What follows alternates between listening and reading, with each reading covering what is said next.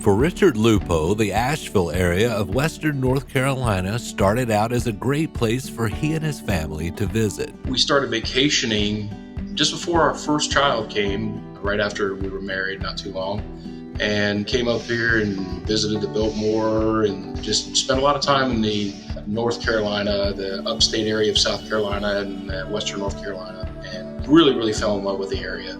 Came back here, did some Airbnbs a couple of times over the years. Just really, our kids, as they grew up, we came up here several times and just really took a liking to the place.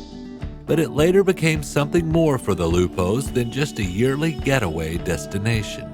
And after many years of the grind, we made a decision as a family to focus more on having time with our kids and family and being a better husband and father and better managing the demands that this business puts on us. It's a lot of times. And after a serendipitous encounter with one of the most storied dealerships in the area, a decision was made. So we decided after I had been in Jacksonville nearly 25 years and my wife was born and raised there and the only place she ever lived. We struck up a conversation with the ownership here at Apple Tree, actually kind of by accident or coincidentally, and spent 6 months talking to each other back and forth until we got real comfortable with each other and made that change coming up on 3 years, 2.5 years ago, probably, and haven't looked back. It's been great.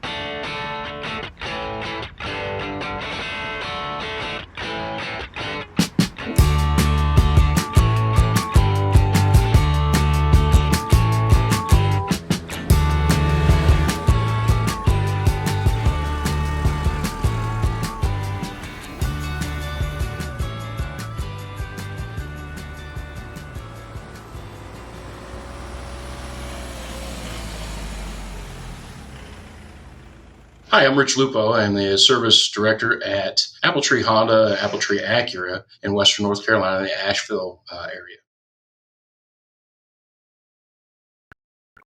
Hi, I'm Rich Lupo. I'm the service director at Apple Tree Honda, Apple Tree Acura in western North Carolina, the Asheville area. I've been in the business about a little over 30 years now, and having a great time with it. Love my family, love the business, and just carrying on generations of people in the automotive service business. Cool. I'm going to lead with this one because this will go into Apple Tree. Sure. You want to talk about leaving Florida, I believe is where you were from, and that's not a small feat to pack up a family and move to another state. You're still in the South, which, it's not as much of a culture shock, I wouldn't think, but that's still a pretty big thing to do. You want to talk about what led to that? Sure. So we spent, I dropped into Jacksonville, Florida, figured on staying there 6 months to a year, was kind of where I was in my life at that time. And when it came time to go, I had a choice to go to Indianapolis or New Orleans with the company I was with. And I had to tell them that I was going to stay in Jacksonville because I really liked the place. And there was a girl I had to see about, to quote another movie. And 25 years later, married with a large family and worked for a great company for many years there. We started vacationing just before our first child came, right after we were married, not too long, and came up here and visited the Biltmore and just spent a lot of time in the North Carolina, the upstate area of South Carolina and western North Carolina, and really fell in love with the area. Came back here, did some Airbnbs a couple of times over the years, and just really, our kids, as they grew up, we came up here several times and just really took a liking to the place.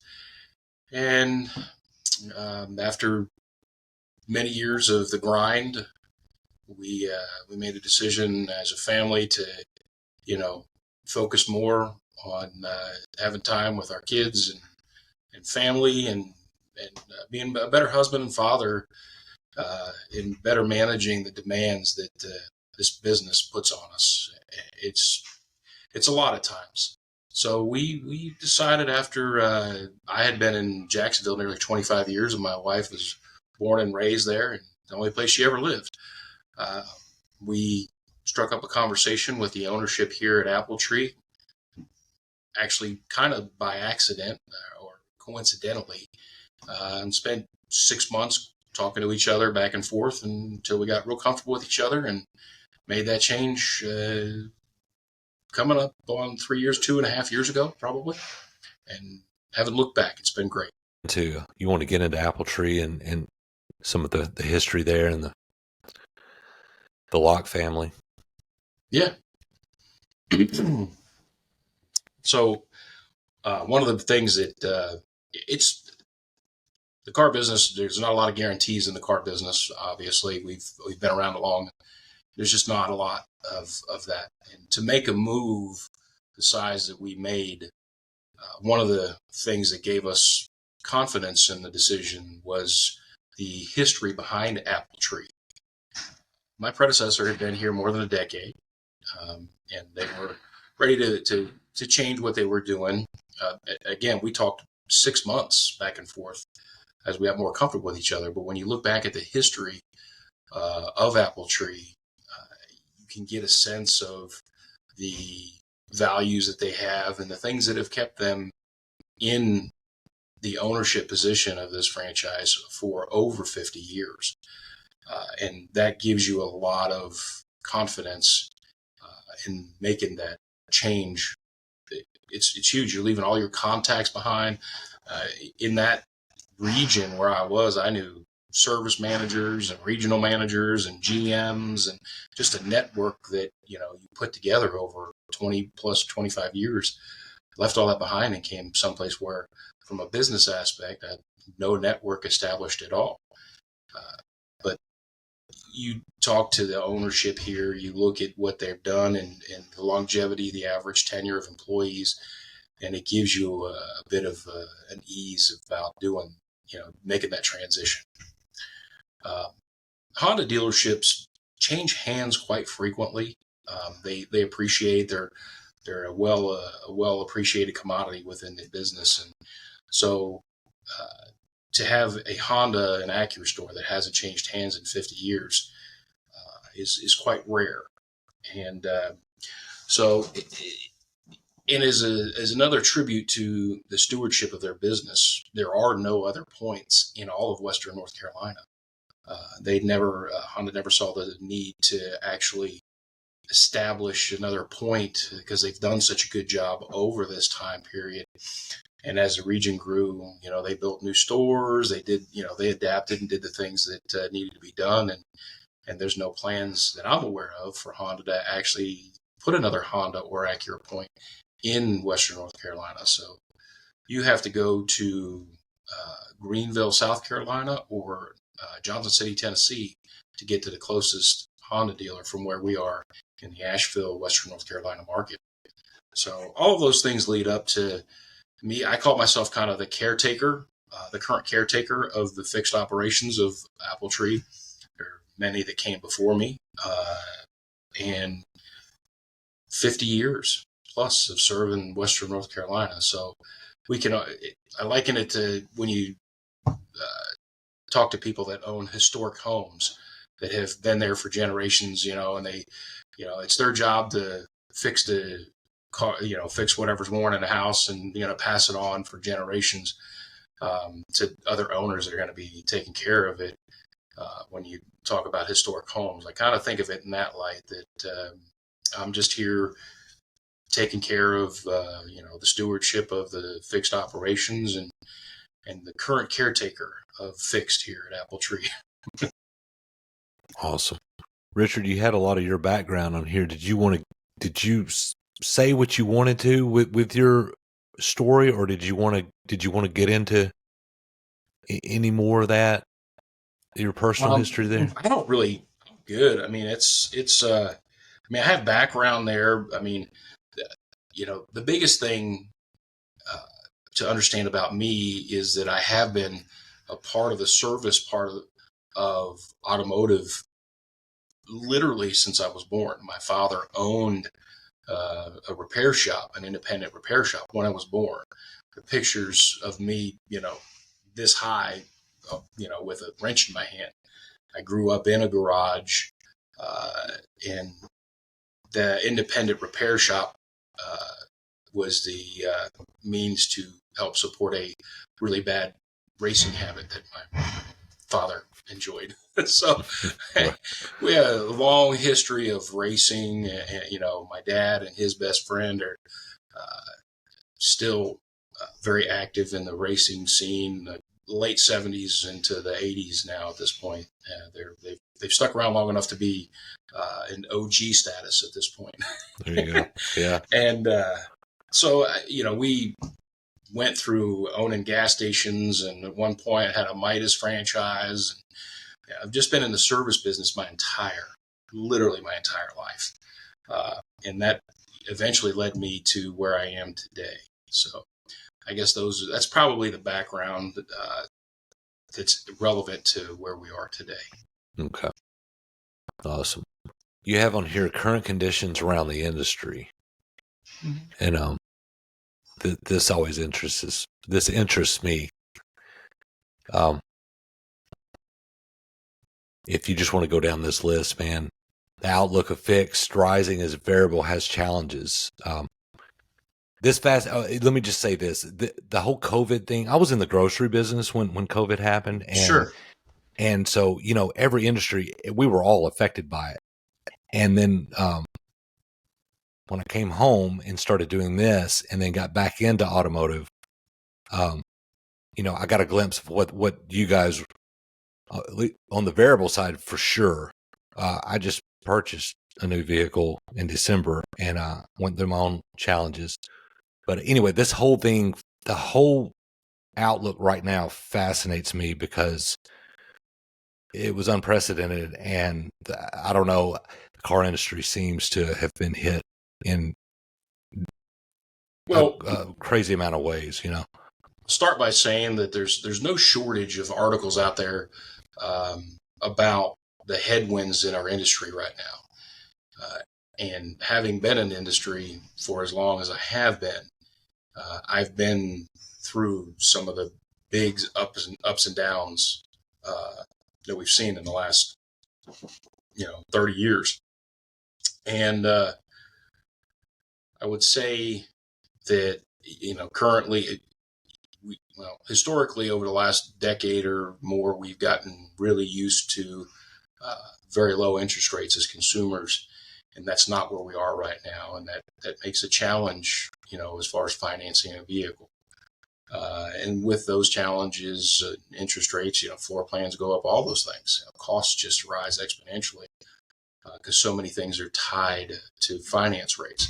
So, and I want to preface this by saying that the wonderful parts of this business are that, franchise dealers are excellent independent business people that find a way consistently over time to overcome all of these challenges. And we will overcome these challenges, and we'll still sell cars. There's no doubt about that. But it's still going to be a much more challenging environment in light of the headwinds that we discussing with interest rates and, uncertainty. We got an election year coming up, and, that always, regardless, even if the incumbent is going to almost certainly be reelected, it still comes, slows down, and people like certainty. Stock market like certainty, all those kinds of things. So we've had those challenges, and then no shortage of articles, opinions about. During COVID, we had a very, very low amount of inventory available. Supply chain interruptions, just actually getting the car built with all the interruptions of COVID. So inventories were down. Demand was still there no matter what, because it's a consumable item. It has to be replaced periodically. So we got to a point in our car business in general that we quit dealer trades, and the supply demand model had got flipped 180 degrees for instead of having 600 cars on the ground and fighting for customers and, dealers fighting for customers, all that stuff, we got to a point where we were, much more profitable on a per vehicle basis. If you don't want this car, I got 5 other people waiting in line for it, and here's the price. If you don't like the price, well, we're the only game in town, and now a year ago, we might have had a 10-day supply on a good day. We might have a 10-day supply car. We're, upwards of 45 days with a lot of manufacturers right now. Dealer trades are starting to come back in. And so, like I said, there's a lot of articles talking about how we have to get back to a mindset on the sales side of, hey, those customers are not going to be waiting in line. And, we got to start taking skinny deals and doing dealer trades and really fighting for those customers again. And so all those challenges are there. Just all that to say that with all of that uncertainty and the challenges there, people will hold on to their cars and repair them as a hedge against dipping their toes into higher finance rates and all that stuff. So necessarily the seesaw that sales are up, services down, sales are down, services up. It's just an ebb and flow that I've seen, and we all experience if we stay in business long enough. And so the hangover, there's a COVID hangover, and we've got to switch that mentality. And again, the manufacturers are going to do what they have to do to sell the cars and give incentives to consumers. The independent franchise owner is going to do the things that they have to do to sell the cars, and we will overcome. There's still demand. There's pent up demand to buy new cars. So I don't see it being anything like 2007, 8, when everything crashed and just ground to a halt. I don't see that at all. But your consumers are going to be much more picky, I guess, or very, very much doing their homework before they get in, and they're going to find the incentives and wait for the sales and do those things. So all of that is just to say that there's a huge opportunity in fixed at this point, as consumers are more hesitant and the headwinds against it are stronger. So that's kind of where we are, and that's we have to be prepared to realize the opportunity of that business. Awesome. So what do you guys have going on? With having said that, mm-hmm. what is the fixed operations at Appletree? What are some things that you guys are implementing or looking toward? Well, to tie that full circle, to come back to fixed, we're at probably most of the way through an 18-month project. We've done major expansion to our business. We've added quick service. Let me say we've added a bunch of capacity. We've added 14 new stalls to the current configuration of the dealership. Most of those stalls are going to be dedicated towards quick service. Quick service is aimed at customer convenience. So one of the big hedges we are putting in place against these things are upping our customer convenience factor. No appointment necessary, drive up and we'll have you done in an hour or so, making it more accessible for everyone all the time and getting our cycle times down to where customers feel like they're getting a good deal for their time and money spent here. So that's the first thing. Second thing is upping our technology, providing the customer an experience through the check-in process, the billing process, and just the whole process of writing the car up, getting multi-points to customers, communication platforms, really investing in that platform, that technology platform that's centered around communication with our customers. Checking it in with a walk around. We're putting with Reynolds, we're putting in the Go Moto kiosks where if a customer chooses, they can do self check-in. We have 24-hour access to pick up and drop off in an enclosed environment in the dealership, pick up and drop off rentals. We're upgrading our technology with how we manage our rental fleet so that we can get more availability for our customers for rentals, online payment, all of those things that bring the customer's experience to a very modern feel and touch, and increasing convenience to the customer as well. And really, that's kind of where we are right now. I think that is a direction for Apple Tree, and what I see as the direction we need to be in, both at Apple Tree and as an industry in whole, is just driving a value proposition to our customers. And that's really the meat of what we do. That's the core of what's driving these innovations and upgrades and investments, is just driving home a value proposition that what the customer comes in and spends in time and money, they feel like they're getting an equitable exchange from their interaction with Apple Tree. That's kind of where the rubber meets the road for us. Have you implemented the video MPI yet? It's actually coming like right now. We've had to do massive upgrades in our servers. We had some antiquated technology in our servers. We've had to.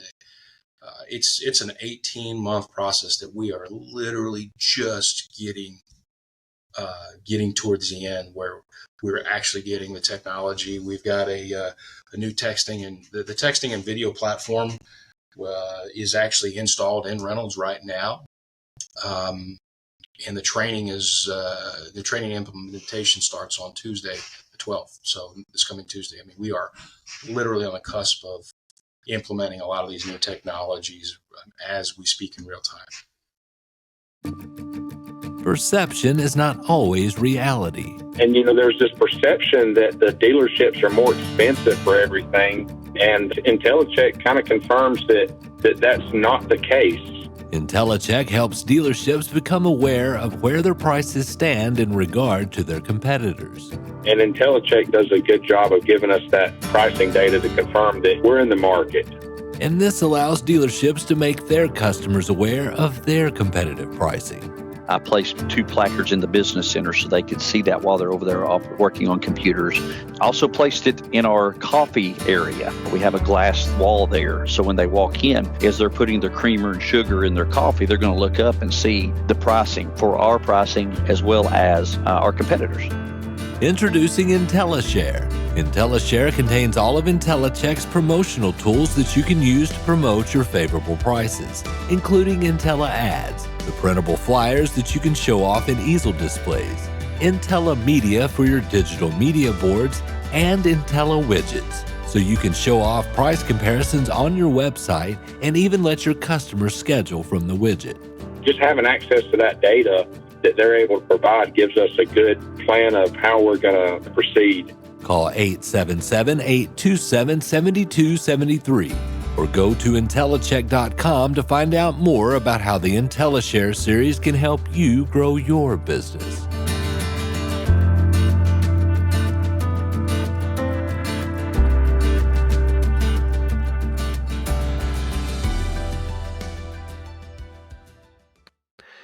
I think that's a game changer. I interviewed Joe Shaker with True Video, and it's one of those things where you're like a V8 moment, and you're like, oh, wow, yeah. It's so simple as far as the idea, and it's like, as a consumer, that would put me at ease, because you can't, are you going to believe your eyes, or you know what I mean? And the whole, I'm being duped, or a service are being sold to me that I don't need. That takes all that out of the equation, and to me, that is just one of the biggest things that's come about in the past few years is the video MPI. It is a game changer. We actually partnered with a company about a year ago to get it implemented about a year ago, but their technology with the level of infrastructure we had here just would not interface. We couldn't get it done, and so we had to back up and punt with that until we were able to put a game plan together to really update our infrastructure here. So it was on us it's a great company, but at the end of it, we ended up, instead of having, 3 or 4 or 5 separate vendors, we chose to go through Reynolds just for unity and integration and just simpleness of what we do. The video MPIs and the scheduling and doing all that kind of stuff. We have decided to partner with one vendor just to bring, to eliminate friction and bottlenecks in the system. So, it's a huge commitment, and anybody that's in the business knows that when you make that commitment with Reynolds, it's a huge commitment. But the video MPIs, it drives customer value because it's transparency, it's trust, and if you trust somebody, the value becomes implicit in the transaction. The trust, we talk about key tossers, hey, here's my car, toss the keys at your service advisor, call me when it's done. That's the ultimate compliment to a service consultant, that they're doing a great job with that customer, is toss my keys to you and call me when it's fixed. Yeah. You don't call me. I don't need you to tell me what you're doing. I trust you. And so it's really the perception that we are trying to overcome right now in the service business. I related to you about a survey that Cox did a few months ago, pretty in-depth study about aftermarket versus the dealer, and that the aftermarket was making some inroads, significant inroads into the service business of the dealerships. And the biggest things were that there was a lack of trust in the dealership, that people might be overcharged. And there's a perception that dealers are more expensive. And the analysis was that the average service visit in an aftermarket shop versus a dealership, they were $9 difference. So the average service visit at a dealership is $9 more than the same visit at an aftermarket shop. So, and these were big, good, strong, independent shops, and regional franchises, things like that, and your Meinekes and things like that. So, regional and national players are not any less expensive than a dealership. So, drilling down one or two levels further on that, what we found out of that study, or what we derived from that study is, my personal opinion is that there's a complexity to dealerships that drive some of that uneasiness in the consumer. And when you approach a aftermarket facility, whether it's a typical tire retailer or an aftermarket, franchised aftermarket, the Pep Boys, the Midas, Meineke, Tuffy, things like that. When you get into those places, you pull in the parking lot, and there's a square box, and it's got 10 bays and a waiting area on the end. It's a very simple thing to understand for the consumer. It's 10 bays and a little repair shop, and there's some mechanics and a guy that you talk to when you walk in the front door.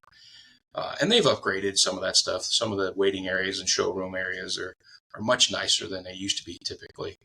But it's still something that's very, very simplistic for the consumer to understand. And even if you know that you can get an $80 oil change at the aftermarket, the independent aftermarket shop, and that same service is $80 at the dealership, there's still, when you walk into this big, huge showroom with the marble floors and beautiful bathrooms and leather couches and flat screen TVs and work areas and kids areas and tiled service drives and people walking around, and you're still doing it for $80, there's a little bit of smoke there, like what's going on? But the business model is so much different we're selling cars, we're, F&I, uh, reselling cars, used cars, all of those things. We've got so many revenue streams that support the structure of a dealership. And the customers, while they realize that, if you're coming in for repair and you have this box of a retailer from a Midas, Meineke kind of uh, thought process, where it's just a box with cars that get fixed in it, and then you're sitting on a leather couch and against marble floors, you're thinking at some level somebody's paying for this, and it's me. And so we're driving value into what we do as we go to market to let people know that not only are the revenue streams diverse at the dealership, but also within the service department. When you are at one of those large regional, national chains, you're doing customer pay work. We do a lot of customer pay work, but we're also doing work for the OEM under warranty. We got service contracts, maintenance contracts, fleet business, all of those things that when you go to the tire place, they're not doing. So we've got 4, 5, 6 avenues, if you have a body shop, all of those things, a wholesale parts business, online parts retailing, so many revenue streams to support the leather couches and the marble floors and all that stuff. So we're going to market and saying to our customers, what we do is different. We're able to have better capacity to serve you.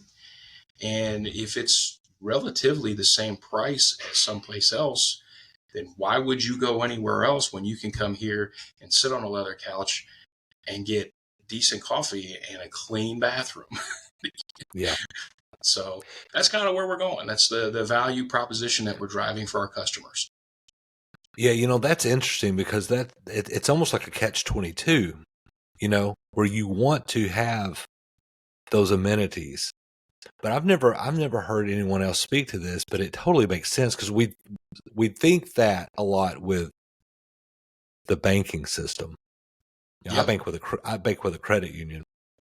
My wife works for a regional bank doing mortgage, and especially when I was younger, you'd walk in the columns, and you see the huge bank, and you're like, I'm paying for this, Yep. I've never thought of that before, but that's true. And to the reverse of that, talking about the smaller where it's just a garage, and I used to deliver parts for a living, and we did AC condensers and radiators. So I went into plenty independent service stations when I was doing that game, and I know exactly what you're talking about.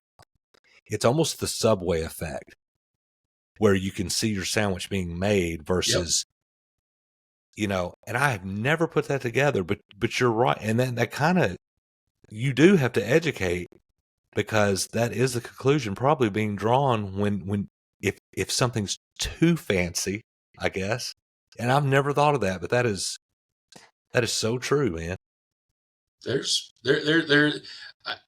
a thread that I've been pulling on for quite a while, trying to quantify it, and there's a history of this too. Ford has done a great job over the decades that I've been in the business. There was a time when I was much younger in this business when Ford had whether it was perceived or real, that they responded to it, a quality issue. And people that are old enough will remember a huge marketing effort by Ford where they would say quality is job one. Yep. And they showed people in the factories interviewing factory workers, and quality is job one banners on the assembly lines and things like that. When they saw the customers weren't seeing the value because the quality wasn't there, they went out and addressed it directly. Yeah. They addressed the value proposition years ago when they had Mike Rowe doing the works, and they were interviewing service advisors and technicians and telling everybody how cheap tires were, and you could get a good oil change there. And they drove value home to their consumers at that time too, as well. So they've done a good job. You will rarely see a price and payment and on a Honda commercial. Rarely will you ever see, the car does 0 to 60 in this, it breaks in here, and you've got, this many cubic feet of cargo space, and here's the price and the lease payment or whatever. Honda doesn't do it that way. They pioneered a way to advertise a long time ago. It's been very successful though. And occasionally when they, obviously everybody runs the cheap lease thing occasionally. So you will see it sometimes, but you're just as often, to see somebody in a minivan doing something and just say, hey, it's a Honda Odyssey, and tag it that way. Subaru brings value to their customer base by, talking about love and donating to the SPCA or whatever your charity is. So there's a lot of ways that the OEMs respond to the value proposition. And what we're doing is just bringing a level of clarity through to our customers, a level of education about how we do and what we do, and just drive home value. And with the current economic conditions that we're experiencing, that's very high on customers' lists is value. Getting an equitable exchange for your time and treasure for the services provided. Yeah. Yeah, I don't guess Honda's ever had to do a quality campaign, have they? Just like Toyota. I'm gonna talk about the enemy here because I just bought a Toyota, but I specifically bought a Tacoma with the last year of the V6 in it because it's tried and true. I don't think Honda has to do a lot of hey, we're increasing our quality. Hondas are known for lasting, Yeah. Well, two things on that. Honda has done a wonderful job curating a very specific customer base based on the promise that Hondas are. There's nothing overly sexy about a Honda. I mean, if when they do the reports of it accelerates this far and brakes that quick and does they're never number one in one category and eighth in the other one. They're just number 3 across the board. They just repeat. And it leads to this wonderful conversation that I have where, this is my 4th Honda, and, I'm having issue X with my Honda, and it shouldn't be having that issue at this mileage. Well, how many miles are on your car? 250,000. Yeah. And you go, oh, you are a Honda owner then, aren't you? Yeah, exactly. Yeah. But Toyota is a great manufacturer too. I mean, there's so many great business people and different business models, and it's just a different business model. Honda has, way before it was cool, went really green, decreasing the amount of oil in the motor, the smaller oil filters, so there's less waste, doing all of the economic stuff, or the eco-friendly stuff. And so they made a decision not to make full frame trucks, and it just, the closest we get to a truck is a Ridgeline. And it's great for getting groceries and hauling mulch. Yeah. I watched the story. I didn't know the story of Honda, the man. Oh yeah, and that's awesome, man. Like that was there's some great YouTube documentaries, basically. But I didn't know the. But yeah, it's common knowledge, man. Like everybody knows if you have an Accord or a Civic, I mean, it's the same with I just got the Tacoma, and the nickname for that motor is the Million Mile Motor, which is an exaggeration, but not by much, Yes, 100%. Let's talk about EVs, Rich. Okay. What's going on? What's going on over there? Did I hear right that Honda is about to bring a full EV online? Is that something There's a bunch of stuff going on with Honda right now, and so there's a couple of things. Full disclosure, I bought a Nissan Leaf in 2012. I like the technology. I'm a fan of the technology. I'm a realist about it. I don't think it's for everyone, and I think that the technology in general is not, it's not as mature as the effort to push it into the public at the rate and scope that they are right now. So I think that getting out over our skis a little bit as an industry and being pushed there through regulation, I think we're a little ahead of the game. I don't think the technology's quite caught up to where the push for transition is. So, but I come from that from a point that says that it's good technology. It doesn't come without its challenges, but I think that if they get to a point where you've got a solid state battery that can go from New York to Denver on one charge, and you can run 75 miles an hour and get 1,000 miles out of it, that makes ICE cars obsolete at that point. Yep. And I don't think we're that far off from there.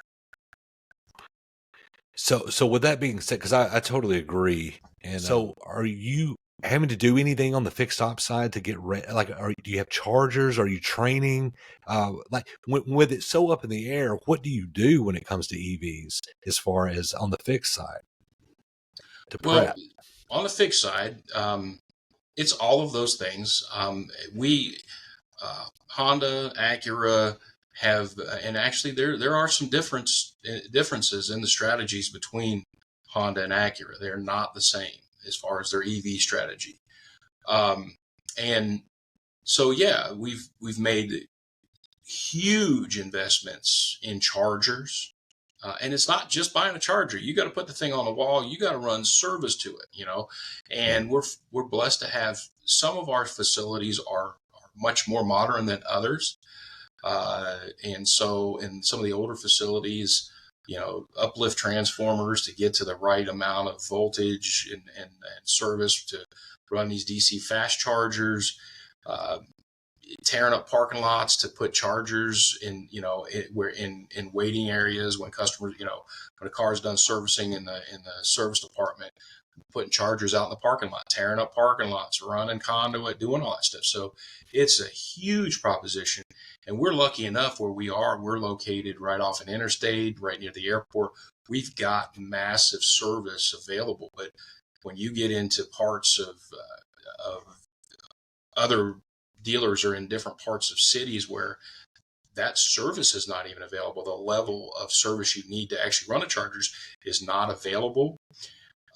They're having to spend massive amounts of money to upgrade, not just their facilities, but getting service to their buildings. So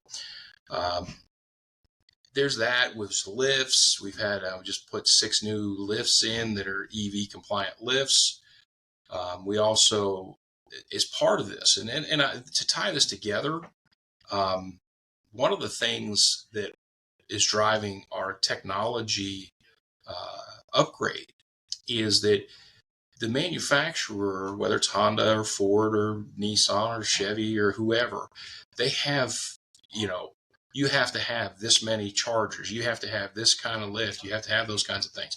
You have to hit training levels for your technicians. All of those things. Have to buy different scan tools and, torque wrenches for the different kinds of wheels, all that kind of stuff. So, but you can still walk up to somebody that's on the edge of adoption, because you're not, this is not fully adopted by the public. So people that are making the choice to buy the EV are people that are on the leading edge. They are early adopters to the technology, and they have a certain expectation that comes with that and an excitement.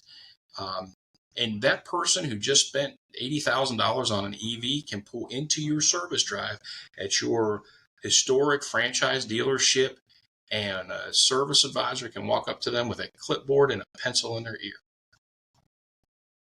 And so not only are we hitting the requirements by the OEM, but we're also making that upgrade in technology to meet that customer's expectation.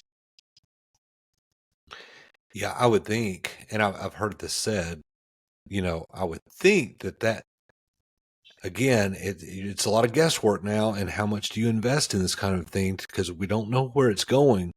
But I would think that it might be a boon for dealerships versus the independents, because I don't know that I would take my EV. I'm not an EV owner, but I don't know that I would take my EV to a Meineke. I would want to go to the name that's on the car. You know what I mean?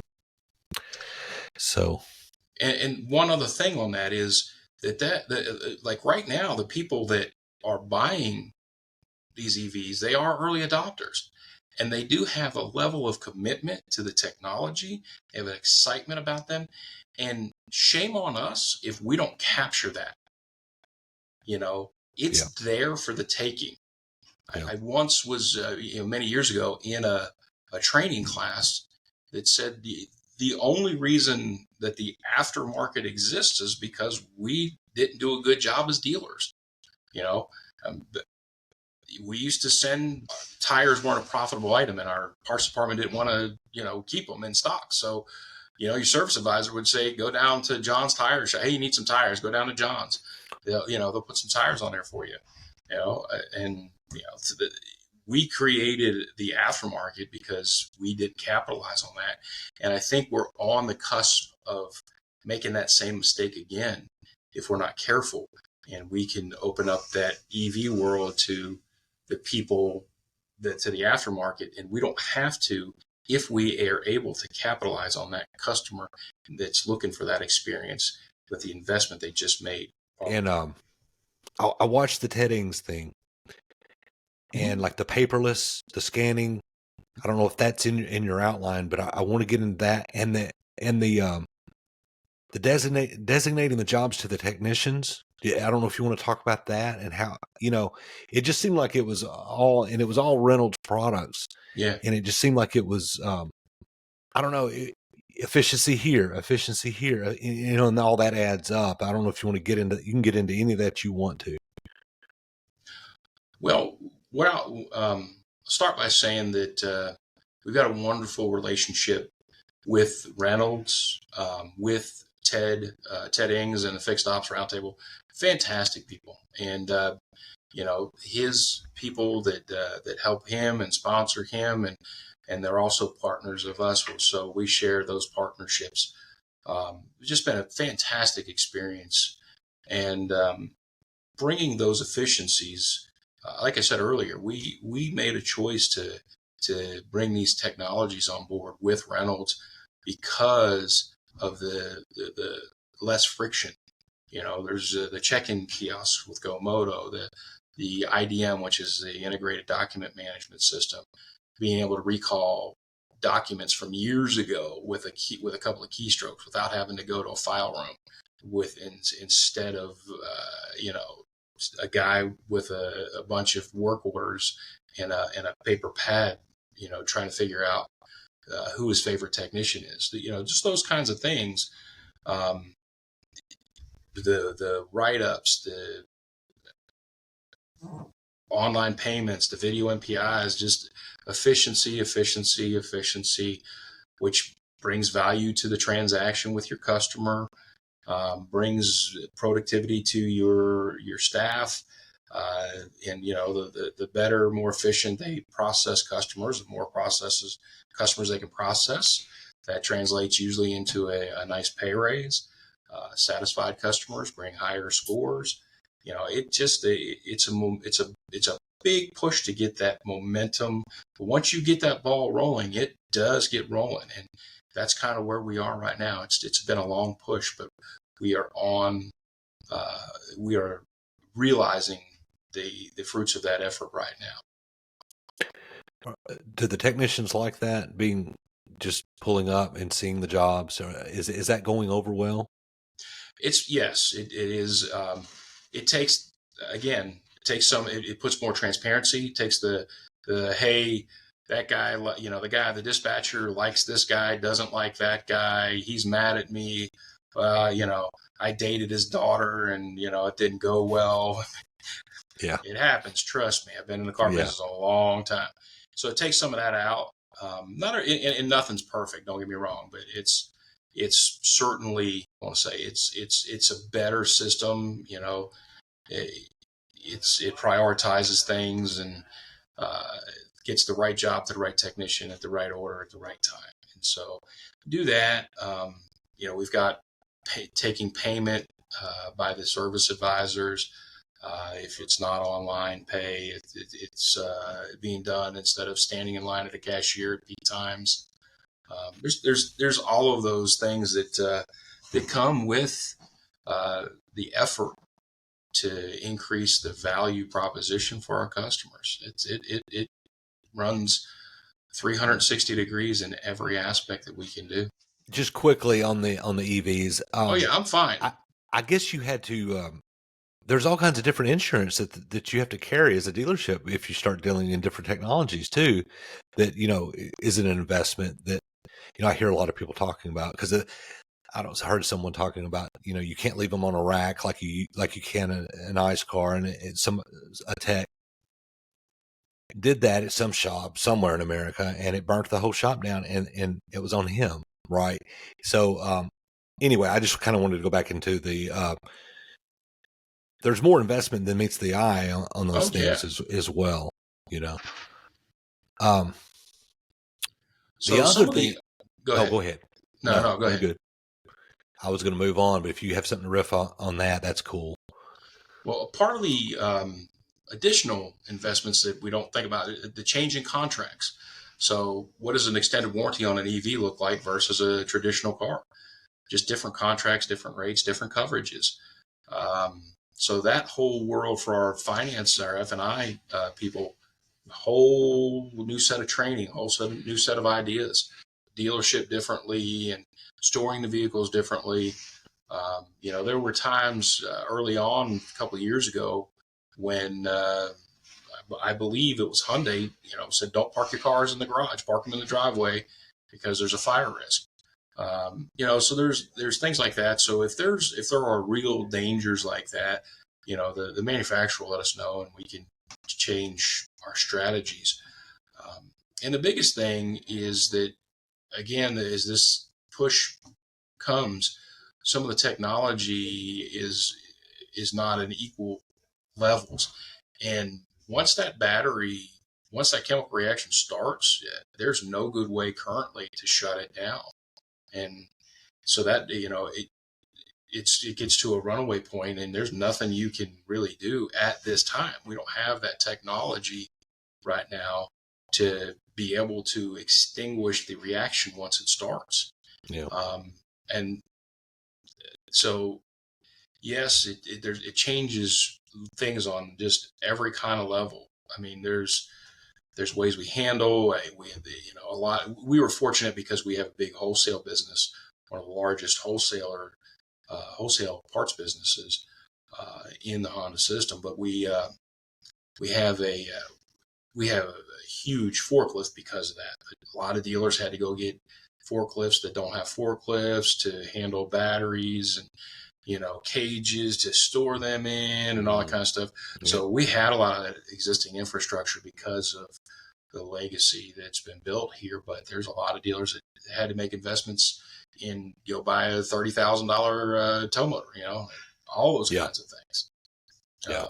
So anyway, right down to a subscription to send you a pair of insulated high voltage gloves every 6 months or once a year, a certified pair of gloves.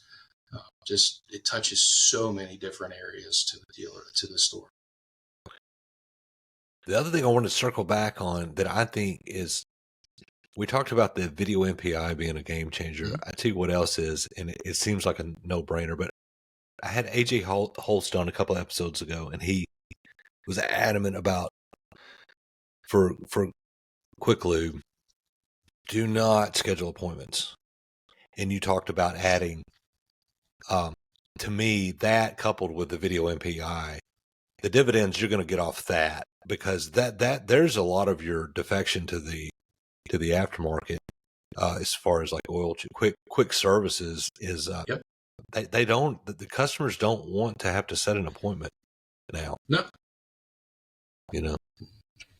So that's, to me, those are the two big ones. Like, you could do that and nothing else, and you're probably going to see a huge increase Well, we're driving that part of it home right now.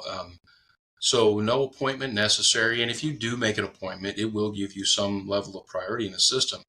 But the system, the goal is to have a system robust enough to deal with appointments and walk-ins and still get them done at a very acceptable level of time, of a time commitment, to bring that convenience factor way up, which drives value in the transaction again.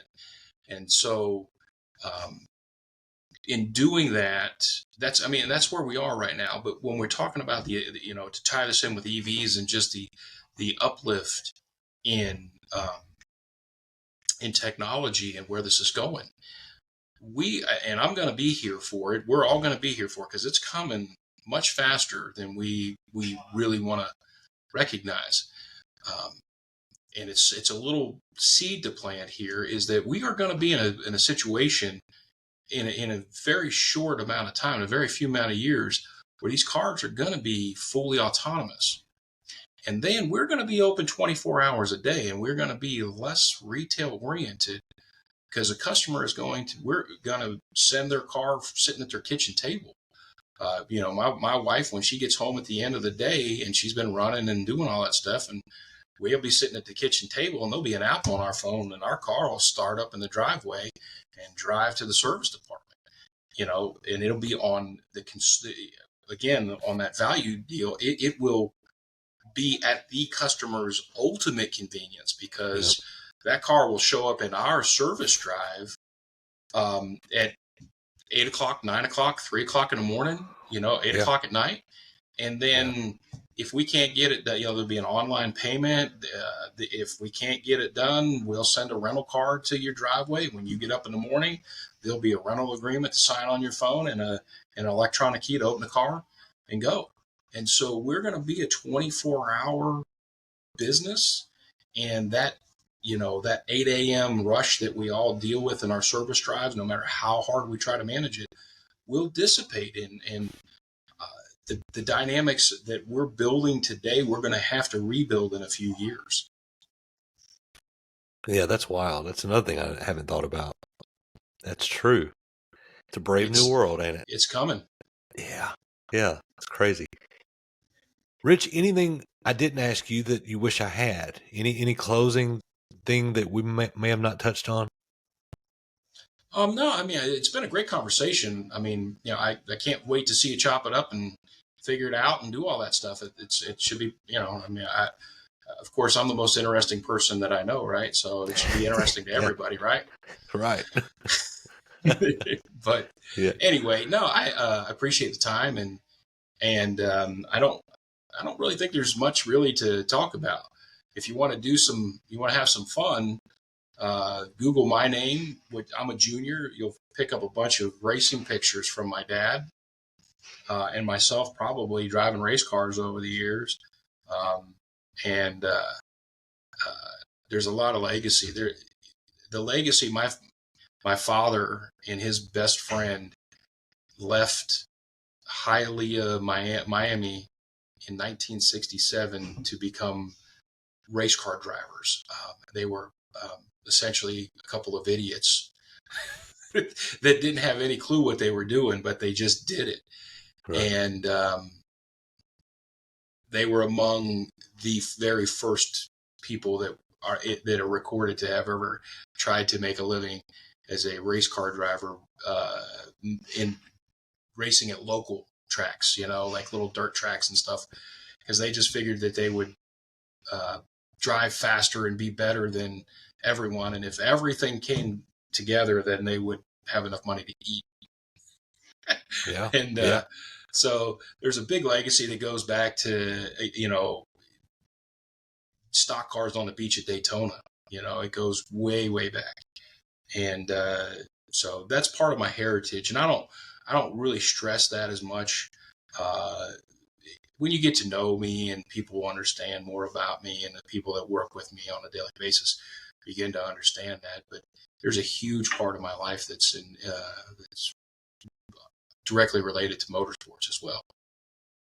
So cool. Anyway,